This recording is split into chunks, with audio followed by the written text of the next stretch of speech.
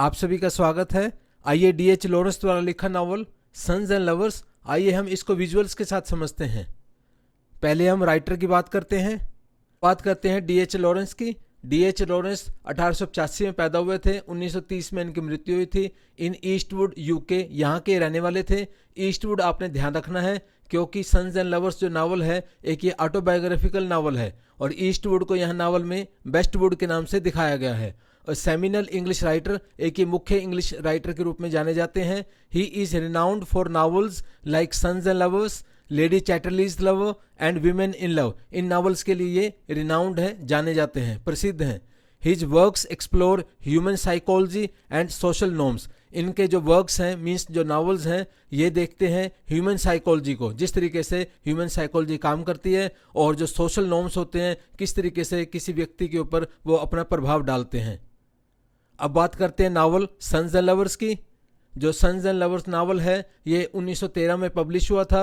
Explores complex family dynamics focusing on a young man's struggle between his affection for his mother and his romantic relationships with women. तो यहाँ पर हम देखते हैं जो sons and lovers novel है तो एक कॉम्प्लेक्स फैमिली डायनामिक्स बताता है। एक फैमिली में जो रिलेशंस हैं उनके ऊपर ये फोकस करता है और किस तरीके से एक यंग मैन जो पॉल मॉरल है वो स्ट्रगल करता है between his affection for his mother. एक तो वो अपनी मदर के प्रति अट्रैक्टेड है क्योंकि उसकी मदर जो है इसके ऊपर काफ़ी प्रभाव रखती है, और दूसरा इसकी जो अपनी रोमांटिक रिलेशनशिप्स है विद अदर वीमेन, क्योंकि ये दो लड़कियों के साथ, एक तो मिरियम लाइवर्स और दूसरी क्लारा डोज के साथ ये अपने रिलेशंस बनाता है, परंतु ये कभी भी नॉर्मली अपने रिलेशंस को एंजॉय नहीं कर पाता।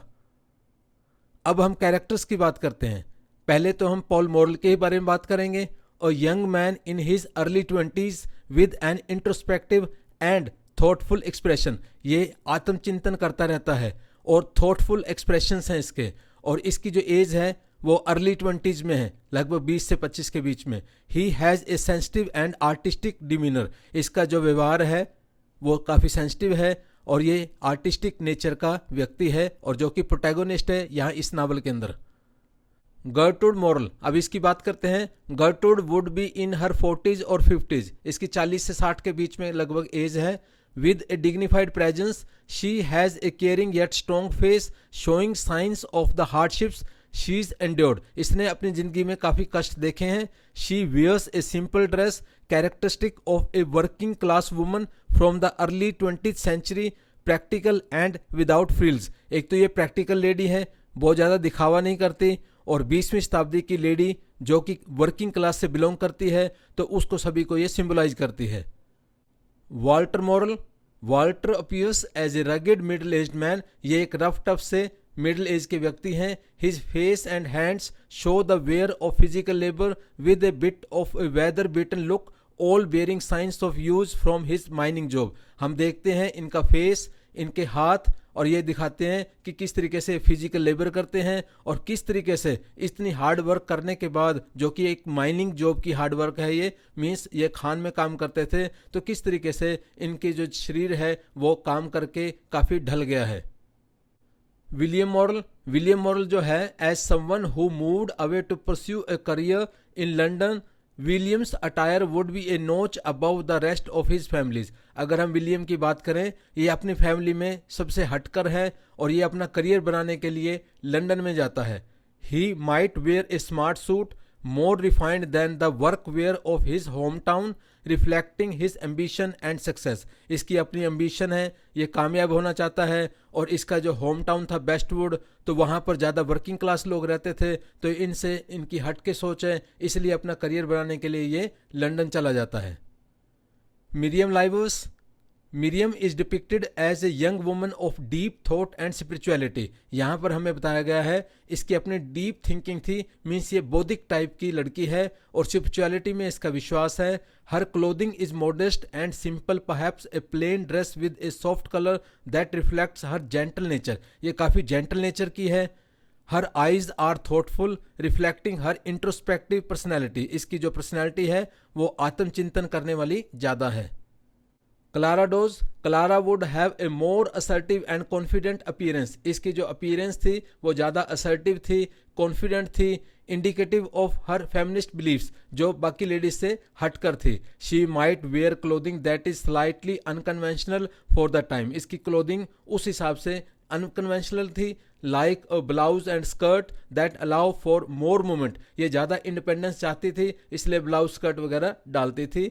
With less constriction than typical women's fashion of the era, her posture exudes confidence and defiance, तो इसके अगर पोस्चर को देखें तो ये अपने आप में कॉन्फिडेंस इससे झलकता है और ये सोसाइटी को डिफाई कर सकती थी, मीन्स ये अपने स्टाइल से जीवन जीना जानती थी। बैक्स्टर डोज, ये क्लारा डोज के पति हैं जो एक दूसरे से अलग रहते हैं। A man worn down by his life struggles, Baxter has a rough exterior, ये भी काफ़ी रफ टफ व्यक्ति है। He might have a study build, इसकी बॉडी बिल्डिंग तो अच्छी है। With clothing slightly disabled and वोन, इसकी क्लोथिंग मतलब ये भी एक लेबर क्लास से बिलोंग करने वाला व्यक्ति है। His expression is tough perhaps with a hint of bitterness and resentment, ये भी अपनी लाइफ में काफ़ी परेशान है, दुखी है, नाराज रहता है और टफ लाइफ जीता है। अब हम बात करते हैं प्लेसेस की जो नॉवल में आए हैं। पहले हम बात करते हैं Bestwood, a fictional mining town in Nottingham based on Lawrence home town of Eastwood. It's where the Morrell family lives and serves as the primary setting for much of the novel. ये novel की जो primary setting है वो बेस्टवुड की है और ये एक फिक्शनल है, मीन्स काल्पनिक है। वास्तव में लॉरेंस का जो अपना होम टाउन था ईस्टवुड, ये उसके ऊपर आधारित है जो कि नॉटिंगमशायर में है।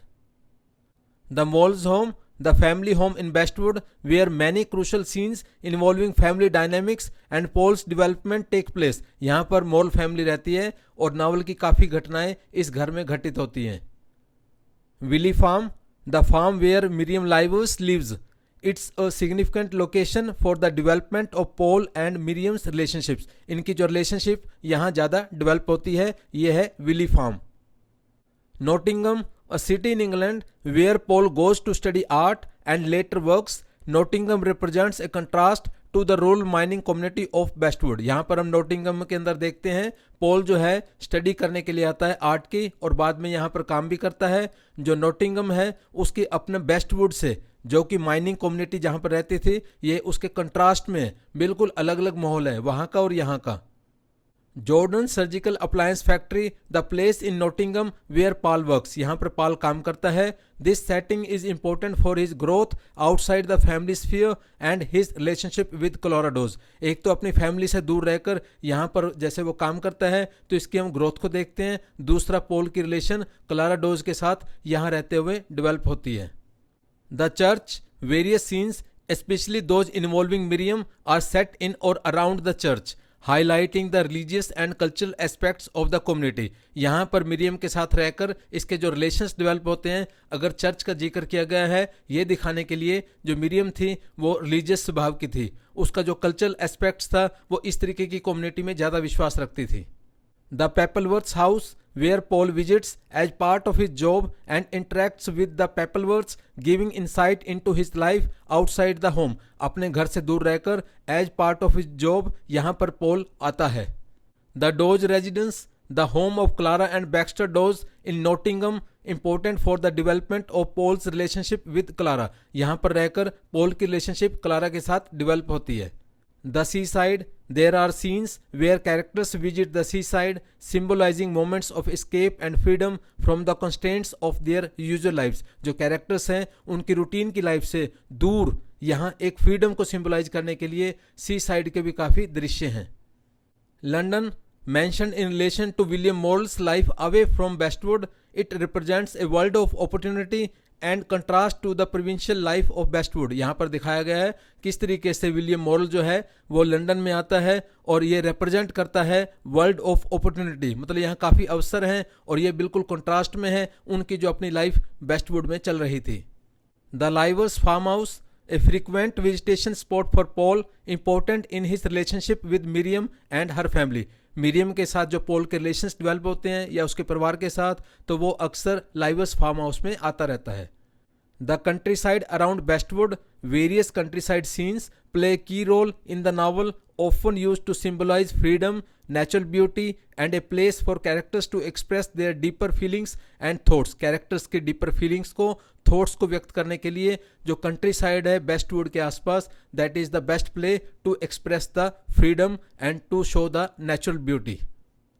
The mines, while not often directly depicted, the mines where Walter Morrill works are a constant presence in the novel, representing the harsh realities of working class life. जो माइंस का जिक्र आता है बार बार इस नावल में, जो वर्किंग क्लास की जो लाइफ है उसकी जो हार्श रियलिटीज़ हैं, तो वो हमें इस चीज़ का आभास होता है क्योंकि वाल्टर मॉरल जो है पॉल मॉरल का फादर, पॉल मॉरल जो है वो प्रोटैगोनिस्ट है इस नावल में, ये यहाँ पर काम करता है। तो इसकी लाइफ और इसके परिवार की लाइफ से हमें पता लगता है कि माइंस की लाइफ कितनी टफ होती है। Thank you.